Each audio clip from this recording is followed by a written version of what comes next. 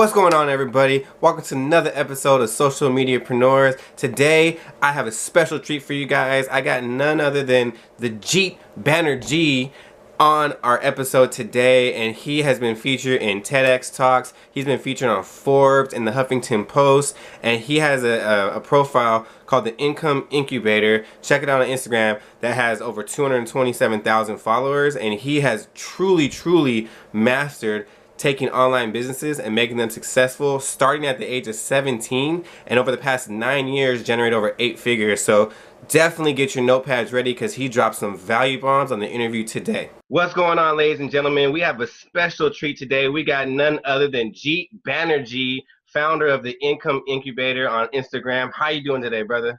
I'm doing excellent. How about you? I'm doing fantastic, man. I really appreciate you hopping on and sharing some of the knowledge that you're going to be sharing with us today on the podcast, man. Thank you. Yeah, absolutely. It's my pleasure. Thank you so much for having me. It's an honor to be on here. For sure. So before we get into the Income Incubator and how you're using social media to like expand your brand and really reach more people, let's get a little bit of background information about you. Where are you from? What did you do before you were like an entrepreneur? Yeah, absolutely. So I'm born and raised in Southern California, Orange County area. So I kind of grew up in Torrance, or I was born in Torrance, grew up in like the Fullerton, Anaheim area, pretty close to like Disneyland for those of you who are not from California.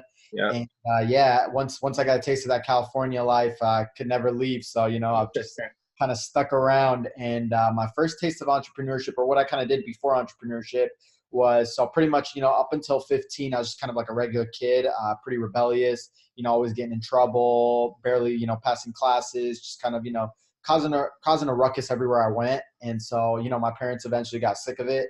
And at 15, they were just like, yo, you need to go get a job and kind of, straighten out.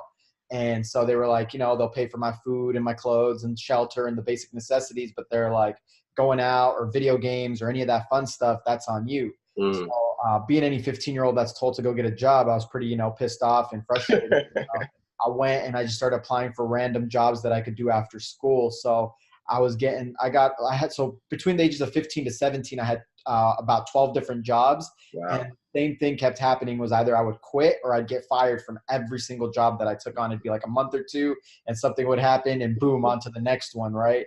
And so, I did jobs like tutoring, coaching people in basketball, like cleaning floors, door-to-door sales, telemarketing, project management, answering phones. Like I did anything and everything that, they would throw my way that was like a minimum wage job. Right. And pretty much when I turned 17, it was my senior year of high school, I was just like, man, like I can't work for anyone else. Like something's wrong with me. So I thought, I had like a disease or something's going on with me. So I started Googling, like why can't I work a job? Because my whole plan so far was, time to graduate or graduate high school, go to college. And I was like, man, I'm gonna get a business degree, get a corporate 9-to-5, and, I'm gonna be balling. Life's gonna be great. Right. And I'm gonna hold a job for, like 12 hours a week. So I started going on Google and I remember the first thing I typed in was like, why can't I work a job? What's wrong with me? And this video popped up from Richard Branson where he was like, oh, like, if you felt like you're unemployable and you keep bouncing around from jobs and you're miserable, and he just kind of breaks down like these symptoms. And I'm like, man, that's me. And then at the end of it, I remember he goes, that means you're destined to, work for yourself and be an entrepreneur. And that was the first time I'd ever heard of the word entrepreneur. So I plugged it in on dictionary.com. And so that's kind of what I did before becoming an entrepreneur. And then at 17, I was just like, man, this is what I need to be doing. So that's when I launched my first business, which was a multimedia agency. So it was just making like websites and doing basic social media and all that stuff for businesses. Yep. So man, that's an awesome story. It's funny because I've read that the ones that are rebellious are the ones that go out there and really like change the world, because they feel like they're so out of place in the norm. And honestly, to make anything big happen, you got to kind of be a little abnormal, right? Yeah, absolutely. Yep. Yeah, for sure. So at 17, you launched your own business. And with the multimedia stuff, let me ask you a question. Like, were you the one that was like the expert in like creating all this content or creating and handling all the business side of it? Or did you just like bring people together that could do it with you? So it's pretty much just a lot of like outsourcing and bringing people together. So like when it first started, like the only thing that I really like enjoyed or did a lot of was I spent a lot of time growing up on my computer. So, surfing the internet and, watching basketball videos and playing video games on the computer. So I always kind of just gravitated towards the computer. And I was like, man, like making a website can't be that hard. So before I even learned how to ever make a website, I was just out there trying to sell a website. And then and I didn't even have my own website. And I finally got like, a store like maybe a mile down from my house. I was like, okay, yeah, I'll pay you $500 to get your website built. And then I started, kind of doing some Google research on it and stuff. And then I was trying to build out the website myself. And then I was like, excuse me. So then I was like, man, this is a lot of work, and this is actually a lot harder than, I kind of bargained for. So I just kind of started like, putting up ads online and trying to figure out like, if I could hire somebody to do it for less. And I remember I found this like developer in India, and he was like, yeah, I'll do it for $200. And I was like, cool. So I'm going to make $300 on this website. And so, I kind of managed it. He built the website out. I gave it to the client. Client loved it.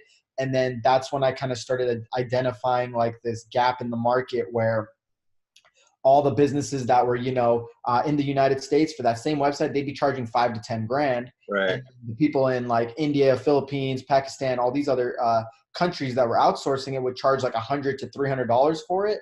And the only barrier was that they couldn't speak the language. So they would not be able to convey the value and what they're going to do. So people in like the United States would be like, nah, I think I'll pass. So I kind of just became that middle ground, right? The guy that was offering the websites cheaper than the competitors in the US and, expensive enough where the language barrier wasn't an issue. And that's really where it kind of took off from. Wow. That's amazing, bro. That's crazy because, I've recently like really kind of stumbled upon, like, you don't have to be the person, like you don't have to be the one, instead of trying to figure out the how so much, just figure out the who, like who could do it. And you found that gap and you took advantage of it. Like that's true entrepreneurship right there, because you created something that wasn't already there. Yep, exactly. That's awesome, man. So that's huge. So how did you like get into the social media part? Like how did all that, I mean, obviously you had success with that, and like that was just a little taste of what was to come. What brought you, or what was your like aha moment of like, oh my God, like I see what's going on with social media. I need a piece of that pie as well. Yeah, absolutely. So it really just started out with, so I was building all these websites out, and the biggest thing for me was always listening to my customers. So customers themselves, after I'd build their website out and do a good job, they'd be like, hey, by the way, do you do like videos too? Or, hey, do you do like social media management or social media ads? And so I would kind of take note of the things that people would constantly ask for over and over again. And that's where I was like, okay, I'm going to diversify my business this way and that way. So social media, like, became so prominent because all these companies were asking me about it. I was like, man, there must be something there. So I just kind of started by offering it as a service after I kind of partnered up with, the right people, and I started learning about it myself, and I started offering the service for other people. And then I started realizing, like I was really, really good at doing social media marketing and, running ads and stuff. And I was seeing how much money I was making these businesses. I would make these businesses sometimes, 100, 250,000 in a month. And they'd be like, yeah, here you go. Here's your $5 grand for the month. And I'd be like, okay, that's sweet. It's $5 grand, but like I'm the one doing everything here. And that's when, my mind kind of opened up, and it was like, man, I should be doing this for myself. I should be finding something that I can brand, package, own, and sell, and focus on my strengths. So instead of collecting, that $5 grand out of that 250,000, maybe I'm collecting, all 250,000. And so that's how I really kind of like my eyes got opened up to the power of social media. It was just really through offering the services for other people, really kind of seeing it from a distance, and then being like, man, I can do this for myself. Right. And so I'm guessing that the Income Incubator, that wasn't the first profile that you grew. I'm guessing that. Yeah, no. Yeah. So I've been growing like different pages and different profiles and just like dabbling with social media marketing for probably about like 7 years now. Wow. That's awesome. And the Income Incubator, if you guys aren't following that, hit it up on Instagram. He grew that from 0 to 227,000 followers in about a year. And so that profile right there, is that like your main profile right now? Where I know you do tons of stuff. We're going to get into that with that profile. It's a value packed profile right there. But is that like your main one right now? Is that what you're like kind of focusing on right now? Yeah, absolutely. So like the two biggest ones that I'm focused on is that one, which is at the Income Incubator. And then the second one is like my personal one, which is at the Jeet Banerjee. But that one's like fairly new. I probably have been working on it since like early this year. So those are like really the two pages that I've been, really focused on branding and growing and, really trying to monetize and do all that good stuff with. Awesome. So the Jeet Banerjee, so you say you started at the beginning, so like 3 or 4 months, and you're already at like 20 something thousand followers. Yeah, pretty much. Because before that, I was just running it like it was literally like a personal page where I would just like family and friends, no business posts, just seeing what my close people around me are doing. And then I was like, man, I really need to start, developing a personal brand on social media too. And so that's when I kind of really started rebranding it, creating a new profile, uploading different content, and really just gearing it towards, creating a brand. Awesome. How did you take the Income Incubator from 0 to 200,000 followers in a year? Like, what are some of the things that you were doing to do that? Yeah, absolutely. So it was really a culmination of like a couple things. I think the first and most important thing is on Instagram, it's really a landscape where anyone can really start an Instagram page and post stuff, right? So it makes it very saturated. So you really have to like create some distinction within social media to stand out, right? And so initially, like, believe it or not, when we started the Income Incubator page, we started doing like motivational quotes, right? And you can literally find probably a million pages on Instagram that do that. And we would find absolutely no success while we were doing that. And it was like, man, why isn't our page growing? And then it's like, oh, because our page looks and feels like every other page out there. Yeah. And then it was like transitioning from there and seeing like, trying to figure out the void or the gap, right? Like what kind of content do people want to see but aren't getting enough of? And that's when we kind of, came across like there's so many cool entrepreneurial statistics, business statistics, and just like knowledge, just like free, like almost, I like to call it like the model that I kind of use was like almost like the free Uber facts for business and entrepreneurship. So just like dropping value and wisdom and all this kind of stuff. Like, like for example, like last year, Amazon had X amount of sellers that made over 6 figures, over 7 figures. And like people started gravitating towards that information because it was also motivational, inspirational, but it was just different. Right. So the first key is like being really different and having that differentiation and just having a really authentic voice, right? So like the way that I'm talking to you, the way that I talk to my friends and people, that's the same way I communicate on the Income Incubator. Like if you watch the stories or even if it's like a text post, captions, etc., you can hear my voice speaking to you, even though it's just text. And everyone's, focused on being too formal or copying other pages, etc. So I highly, highly recommend, being very distinct and differentiating yourself.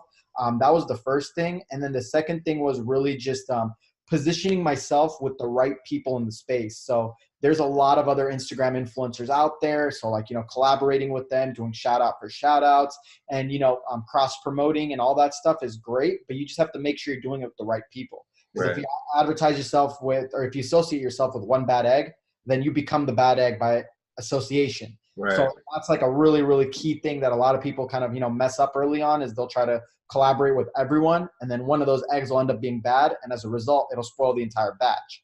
So that was like another thing too. And just, I think it was like a combination of those two things and just like consistently posting, right? Just consistently pushing out content, posting, and just staying fresh within our audience's mind. Awesome, man.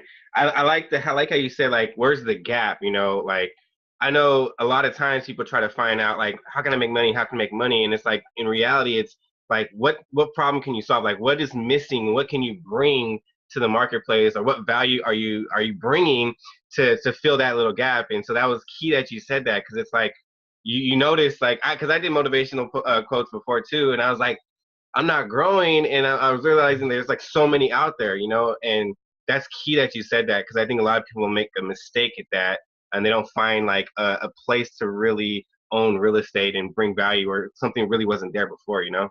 Yeah, absolutely. And even to that point, like the biggest thing I tell people like is like people are always thinking like, oh man, I need millions of this or billions of this to be successful.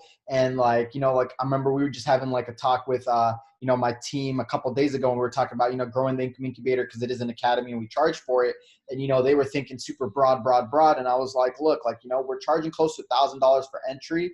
We don't need a million people in there, right? A million people would be great, but our focus should be 10,000 people, right? 10,000 people times $1,000. That's a lot of money still. And really breaking things down into a smaller level or segment not only makes it seem more attainable, but it just makes more sense. Cause like you can't create something, like it takes decades and decades to create something that's going to appeal to everyone. Right. So everyone, when they start out, they're focused on one thing, right? Like Apple, for example, right?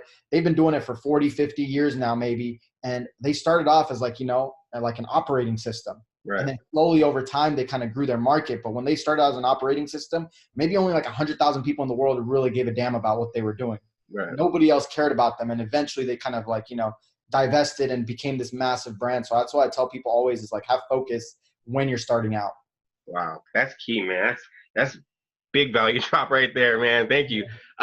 So with the Income Incubator, let's go there a little bit. So what is it exactly that if somebody, let's say, wanted to learn how to make money, or like what, and then they found the Income Incubator page, what would they learn?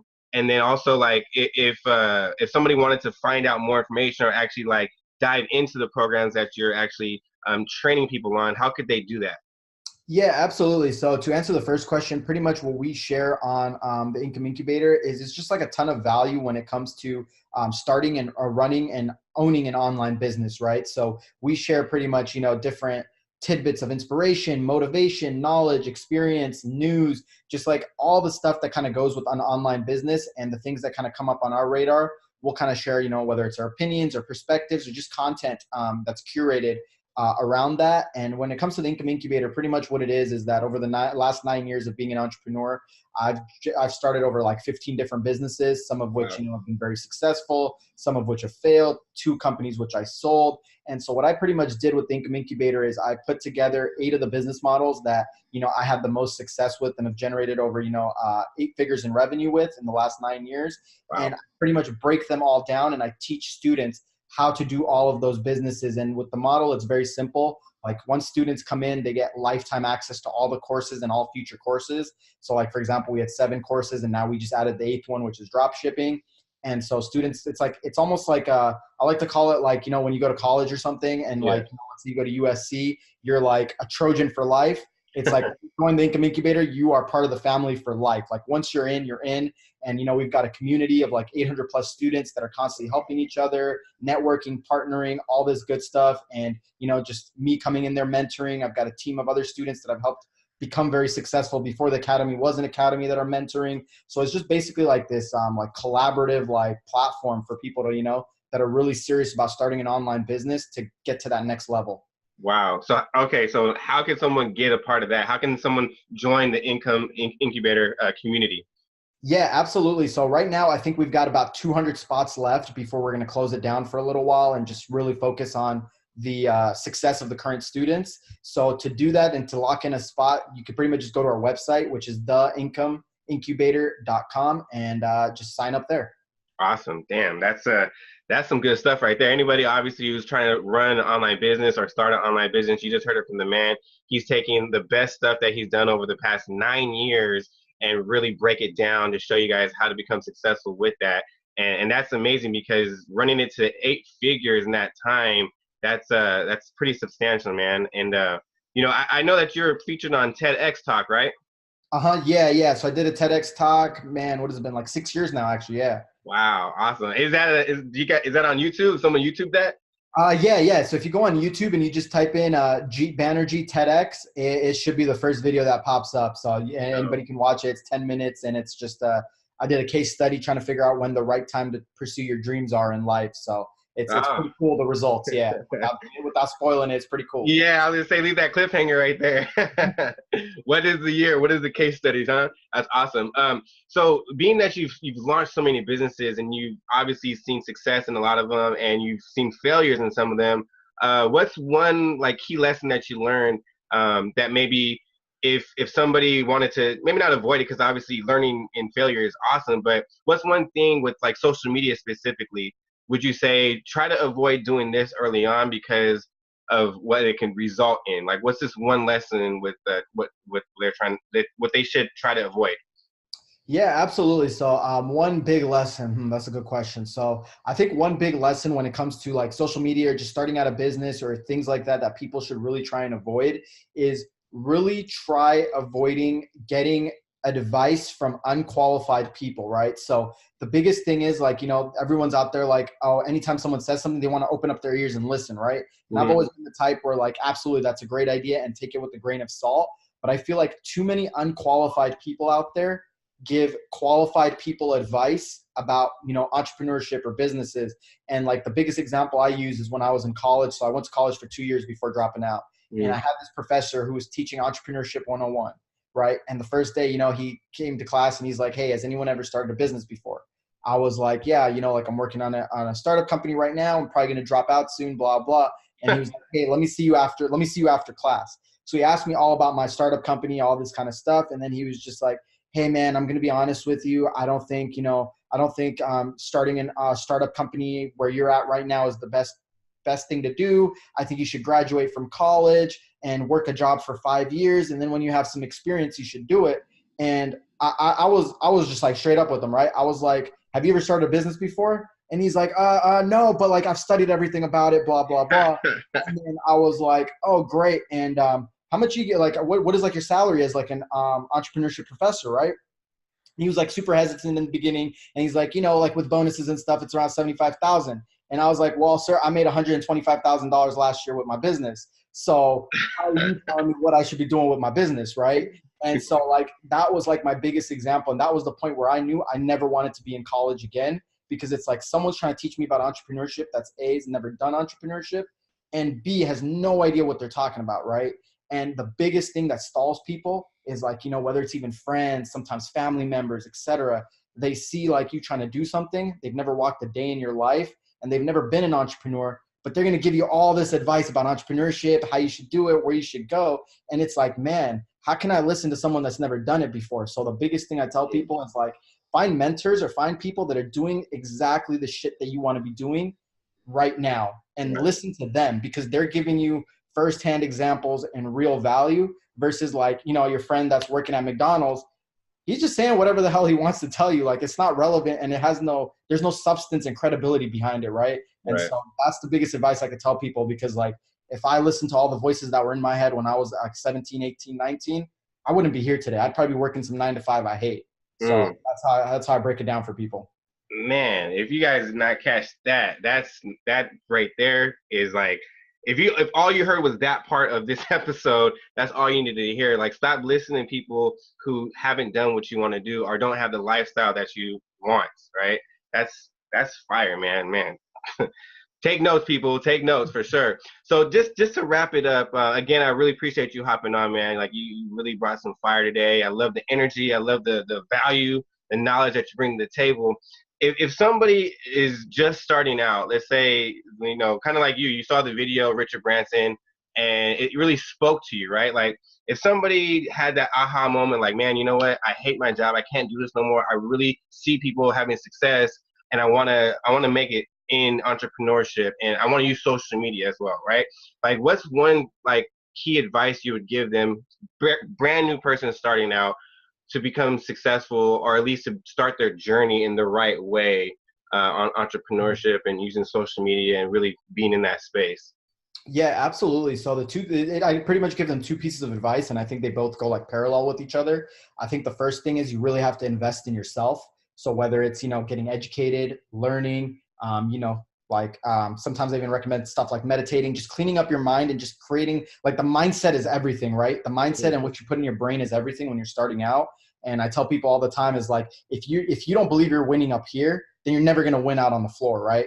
Like, you've got to win in your mind long before you do it. And I tell people all the time, like, everything that I do, I manifest in my head months and years before it ever happens where anyone else can see it. Like, I know exactly how it's going to go in my head before it happens on the battlefield. Right. And if you can't do that and you don't have that innate self-belief, you're never going to make it. So the first thing you got to do is you got to invest in yourself to get to that point where you have that strong mindset and you got knowledge and, you're learning constantly and you're growing every day. That's all it is, right? Mm-hmm. And the second thing I tell people is you just got to take action, right? So when I was 17 years old, I love to tell people I had no real working experience besides minimum wage jobs. I had no money at all. I couldn't even open a PayPal account because I was 17 years old at the time. Right. And I still was in high school, so I didn't even have a high school degree yet. So I was like as bare bones of, credibility and validation as it comes. And I just took action out there. And it was, for me, I always tell people the best entrepreneurs are the ones that jump out of a plane and build a parachute on the way down instead of, waiting for that parachute to be ready before they jump out the plane. And so if you do those 2 things where every single day you're growing and you're learning, and day 2 is better than day 1, and you just take action, you're going to be successful. It's just a matter of time. And every day you're going to be improving and you're going to get there where you want to be. Man, that's phenomenal. He said he saw everything in his head before it actually happened in real life. I mean, that's key. If you don't win upstairs, you'll never win on the floor, man. That's fire. And of course, take action. You have to take action, because this learning is, knowledge. They say knowledge is power, right? But it's like knowledge is power when it's applied, right? Exactly. Yep. Yeah. That's fire, man. So look, G, I really appreciate you hopping on, man. You killed it. You brought so much value. You guys, make sure you're following him on Instagram. Follow the Income Incubator. Check out theincomeincubator.com to learn how to have a successful online business from the man, none other than Jeet Banerjee. And then your personal profile is the Jeet Banerjee, correct? The Jeet Banerjee, The yeah. Jeet Banerjee, Yep. right. Awesome. So yeah, give him a follow, check him out, check out the TED Talk, because that's awesome. The TEDx, right? TEDx Yeah, YouTube. TEDx Talk, yep. Yeah, awesome, cool, man. That's phenomenal. So I really appreciate you hopping on, man, and thank you so much for what you did today. Yeah, absolutely. My pleasure. Thanks so much for having me on. It was awesome. For sure. So there it is. Jeet Banerjee killed it. He dropped some value bombs on you guys that I don't think you are ready for. But definitely check out the IncomeIncubator.com. Remember, there's only 200 seats left. They're going to cap it off at 1,000 students. So definitely check it out if you're interested in learning how he has used online businesses to become successful. And then follow him at the Income Incubator on Instagram, as well as the Jeet Banerjee on Instagram as well. Hope you guys enjoyed the episode. It was fire. I was excited. I don't know if you could tell, but definitely stay tuned for the next interview because it's coming real soon. And again, it's going to be jam-packed with more value bombs, ladies and gentlemen. So take care, and I'll see you soon.